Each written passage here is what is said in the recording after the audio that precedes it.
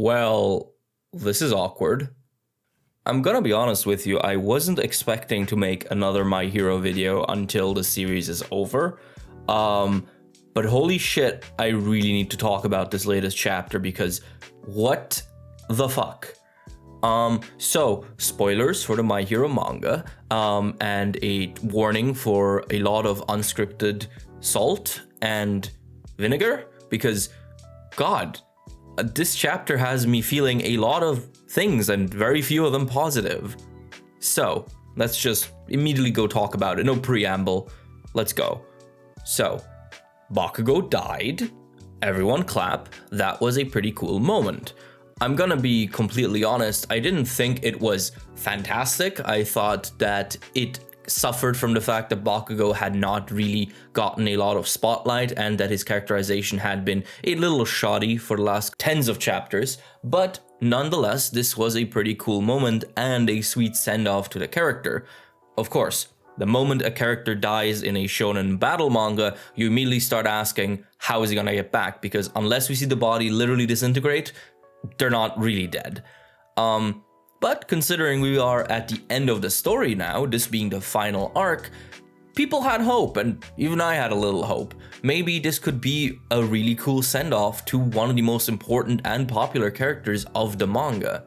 So on a base level, it is already disappointing that, in case you didn't know, Bakugo is most likely getting revived. We don't know if it's actually going to work out, I'm going to talk about it later, but he is supposedly coming back, and by itself that is already kind of because why bother killing someone off if you're just gonna bring him back? Why bother killing a character that you've already fake out killed once again?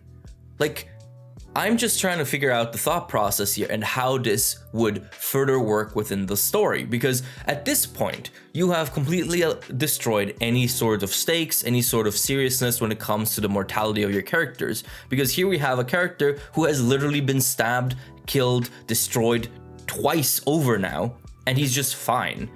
This doesn't even mention the absolute comedy that is the Super Mario World hospital that can just magically keep people alive despite having huge stomach wounds that would have killed people earlier in the series, but that's just an aside. And I know, people have already been saying, why did you think he was dead? This is just a shonen manga, you should know better. And on one hand, yeah, I guess, but on the other hand, is it really that wrong of me to expect better? Especially of a series that I've loved for so long and that people for a long time have been calling, you know, something fresh, something new, a series that actually holds itself to a higher standard. And so I would have liked to hold it to a higher standard as well, but I guess I'm wrong for trying to do it when the series actually shits the bed. But oh well, such is life. But somehow, the fact, the isolated thing that of Bakugo coming back to life, which in any other series would be the worst thing and the main thing we'd be talking about, is nothing compared to the way they're trying to bring him back, which has to be one of the dumbest things I've ever read in this entire series, maybe in manga in general. So, in case you haven't read the chapter, here's what is basically happening.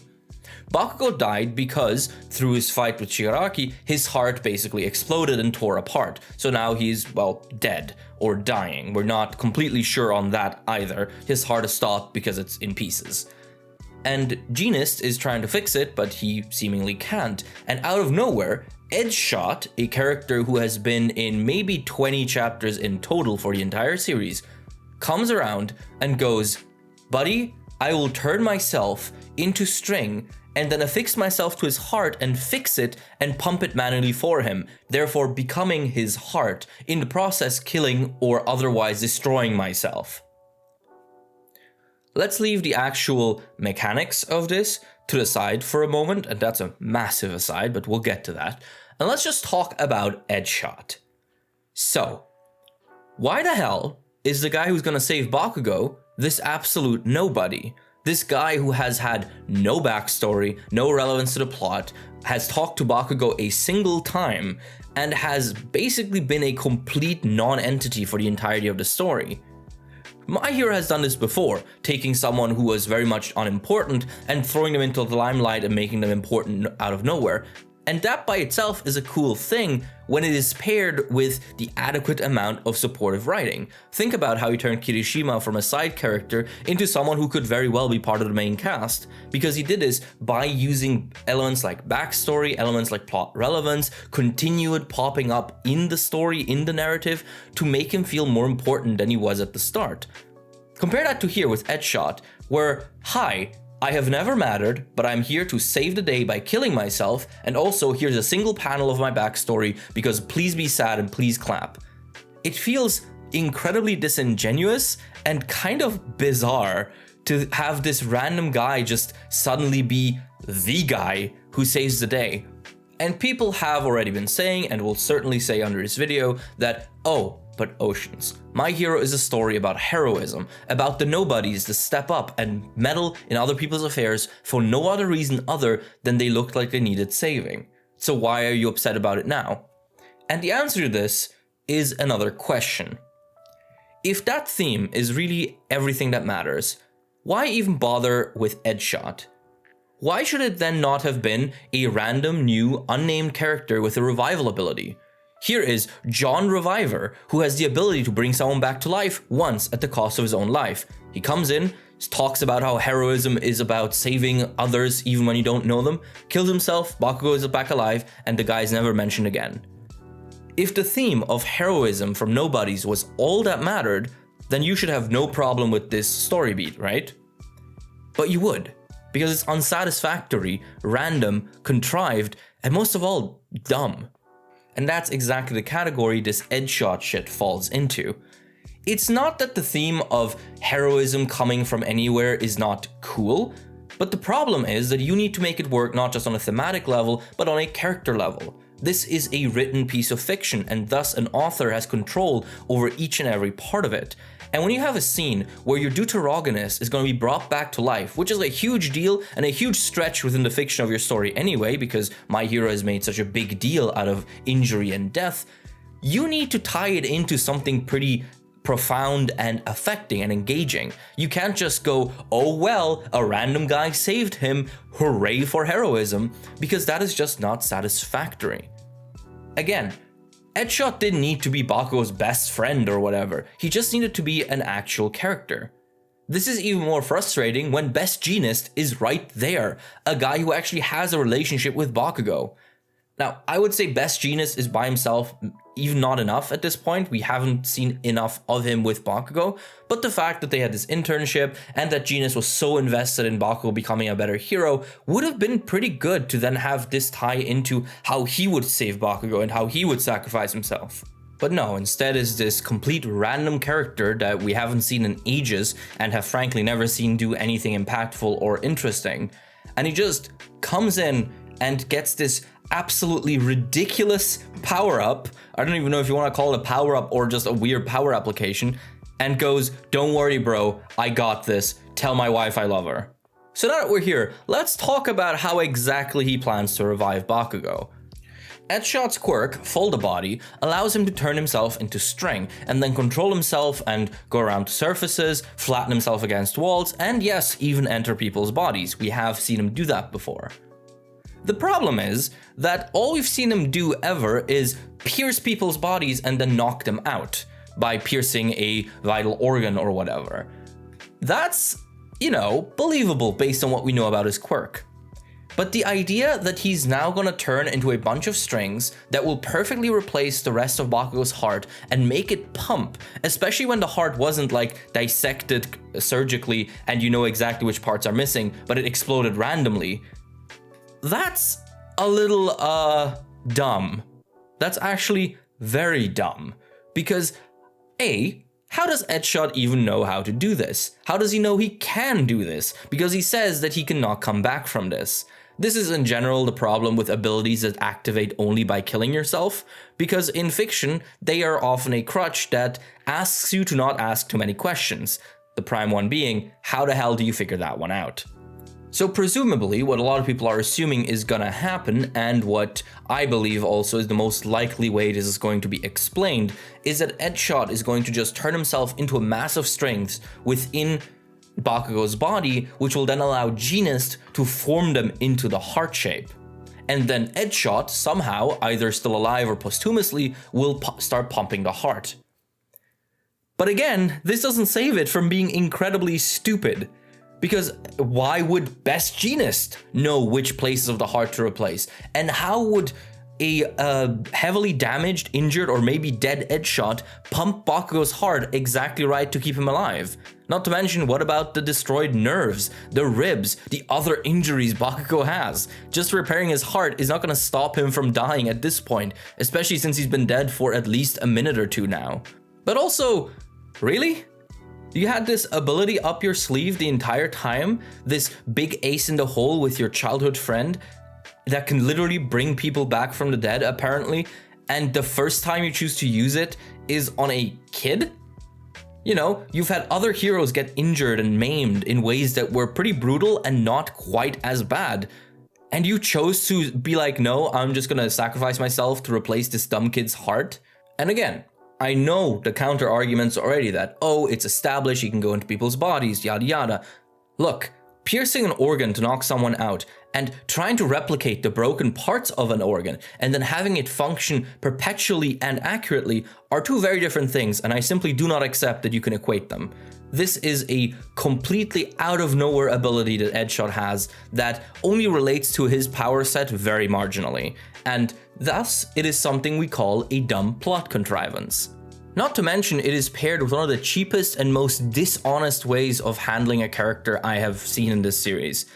Again, Deadshot, complete nobody, comes in, says some shit about how he's not gonna let Bakugo die because of his ninja pride, and then you just get this little panel of him and Jeanist being friends, and he goes, "I can trust you, class president." And look, I get what he's trying to do. He's trying to give us that quick little glimpse of a character that is about to die, but holy shit, you should have done this earlier. You should have made Deadshot an actual character. You know, not someone on par with Endeavor or Bakugo. Just have him be in the actual series more often. Maybe mention beforehand that him and Best Jeanist were classmates, because that's also new information. And then use this scene to refer back to that pre-work. Because the way this is now, it feels like an author waving his hands going, "Guys, look, the guy who's about to die was actually a person. Isn't that cool?" Like, no, it's not cool. It's weird and really stupid. Again, to reiterate, having themes and having a sort of core ideal within your series is good. It's imperative, I would say. But you should not just let everything else fall to the side and just commit to feeding into those themes at all costs. This scene, by itself, on paper, does feed into the theme of heroism, of someone just saving someone else for no other reason than it's the right thing to do. But it completely fails on a character level because A, Deadshot is a nobody, B, all we get on him is contained entirely within this scene, making this less of an actual character moment and more of a dumb, here's some cool shit moment. C, not only is he a nothing character, he's a character who up to the point where he shows us his flashback has not mattered to anyone, including the characters in this scene. What's especially frustrating here is that my hero has done a good, oh, a nobody saves a named character moment before, with Crust. Crust was arguably a bigger nobody than Deadshot. He got about 2 speaking panels before he actually croaked, but his death is pretty cool. No weird pretentious dialogue, no one panel quick flashback that tries to convince us he was actually super important to everyone around him. Just no gaslighting about who this character was and is. Just an acceptance that this random nobody was at the right place in the right time and shoved Aizawa out of danger and then chose to do that instead of saving himself, going out in the process, dying with a heroic smile. That's how you feed into your themes while still respecting the audience's intelligence. Imagine if this scene had instead had Crust give a big speech about how much he loves Aizawa and how much he needs to save him, and then we get a panel of him and Aizawa hanging out as buddies when they were younger, and then he saves Aizawa and he has this big cliffhanger moment. Like, no, that's not how you do it, because that inherently clashes with the idea that this character is, well, a nobody. Instead, it's quiet, it's understated. It is just a simple act of heroism, And most importantly, for this case, it is completely within his power set because he doesn't develop a completely new ability. He uses shield thingy, a quirk, to sever one of the arms of the Nomu that was holding Aizawa. So, no contrivances, no gaslighting, no weird pretentiousness, just a nameless character saving another character because it's the right thing to do. Just a quick more things that are very annoying about this moment before we go. I've seen a lot of people talk about that, oh, clearly this is a setup, this is gonna fail, they're not gonna manage to bring him back. Which, I get what you're trying to say, but I'm not sure if that makes the moment worse or better. Because, think about it. If that genuinely does happen, if they fail to revive Bakugo, Edgeshot dies for nothing, Shigaraki interrupts the whole thing, what was the point of all of this?